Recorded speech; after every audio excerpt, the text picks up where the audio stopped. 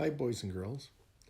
Today we're going to be starting to read from Neighbours from Outer Space by Francess Lantz. Now, as you may recall, Francess Lantz also wrote Mom, There's a Pig in My Bed and was absolutely hilarious. This is the second book that she had written, and I poll my children every year and I ask them whether or not I should read it the following year, and everyone overwhelmingly says yes. So this is one of the first two novels. This is the first novel that we've read this year is Mom, There's a Pig in My Bed. And now for the spring, we're going to be reading from Neighbours from Outer Space. Now before we begin, on the first page, she has a dedication.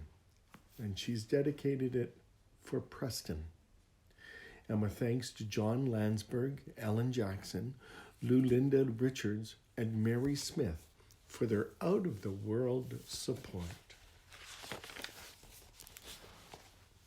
Neighbours from Outer Space, Chapter 1. I guess I should have realized right away our new neighbours were going to be different.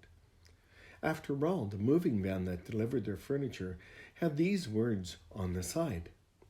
Intergalactic movers across the U.S. or across the universe. Pretty catchy motto, eh, Russell? My father said as we stood together at the window. Dad works for an advertising agency. He spends his days thinking up exciting new ways to sell tuna fish and blue jeans and plastic garbage bags. He's pretty good at it, too. Last year, he was Uniglobe Advertising Agency's Man of the Year. I flopped down onto the couch and went back to watching the baseball game on our big screen TV. Have you seen this new commercial? I asked, pointing at the screen. The polar bear morphs into a refrigerator. It's awesome. Humph, Dad grumbled. That's an AdWorld International commercial. Our competitors. Oops, sorry. Actually, the computer animation isn't half as good as the Zipsy Cola ads you did. Remember the one with the hula dancing soda cans? Dad's face broke into a grin. One of my masterpieces, if I do say so myself. I wonder if the new neighbors have any children, my mom said, walking in from the kitchen and joining Dad at the window. Dad peered through the mini blinds. That would be nice, he agreed. Maybe someone Russell's age. Lately, my parents had been bugging me to make new friends. According to them, I spent too much time in front of the television set. I have friends, I muttered, moving a little closer to the screen. Travis. But all you two ever do is watch TV, my mother said. That's not true. We collect TV trading cards, and we're writing our own TV commercial trivia book. I hopped up from the couch. Here's a question for you. In the original 1957 Radaline motor oil ad, what was the name of the Radaline rabbit? Oh, wait, I know that one, said Dad, scrunching up his forehead in concentration. Suddenly, his face brightened. Ratty Rabbit, later renamed Rad Rabbit when they brought him back during the 1989 ad campaign. Way to go, Dad, I exclaimed. We exchanged a grin and slapped a high five. Mum looked on and smiled at us proudly. I guess I should explain right now about my family. Sure, Mum and Dad worry once in a while that I don't spend enough time out in the fresh air. But the truth is, my entire family lives for TV, or to be more precise, television commercials. You see, it's part of my dad's job to watch all the new TV commercials.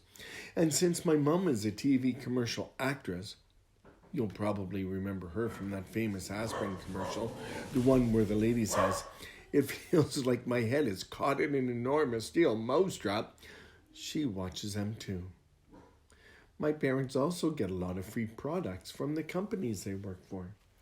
For example, Right now, my dad is working on the Sunlight Tuna account, which means we've been eating a lot of tuna casserole. We also get plenty of free promotional merchandise, stuff like mugs with the Big Mouth Bubblegum logo on the side, Zipsy Cola t-shirts, and even a telephone in the shape of a Sunlight Tuna. Naturally, all of this had a big effect on me while I was growing up. While the other boys dreamed of being Superman or Teenage Mutant Ninja Turtles, I dreamt of being Captain Spotless, the cartoon superhero from the Spotless Cleanser commercials. Captain Spotless was big and strong, and he flew around killing germs with his superpowered soap bubbles. Besides, I liked his gold tooth. My other heroes were Chauncey, the cartoon dog from the Prime Cut dog food commercials, and Ladybug, the animated half-insect, half-woman hero of the Bug Be Gone bug spray ads. And then there were the Sticky Elves, Bo, Bill, Bert, and Binky, those little cartoon creatures that wrap packages in the blink of an eye in the sticky adhesive tape commercials. For a long time, I didn't believe in Santa Claus. I thought the Sticky Elves delivered all the Christmas presents. But of course, that was years ago. By the time the new neighbors moved in, I knew perfectly well that commercials were created to sell stuff. And characters like Chauncey and the Sticky Elves were thought up by advertising executives like my dad to make money. Still, Captain Spotless and his cohorts were like friends I had grown up with. When I was little, I used to pretend I was traveling through the TV with him, ridding the world of evil. Sometimes I still dream about it. I know it sounds kind of silly, but in my dreams, Captain Spotless, Chauncey, Ladybug, and the Sticky Elves seem more real than anyone I've known in my regular life. I guess that's why deep down, although I would never tell this to anyone, not even Travis, I sometimes find myself wishing that they really existed.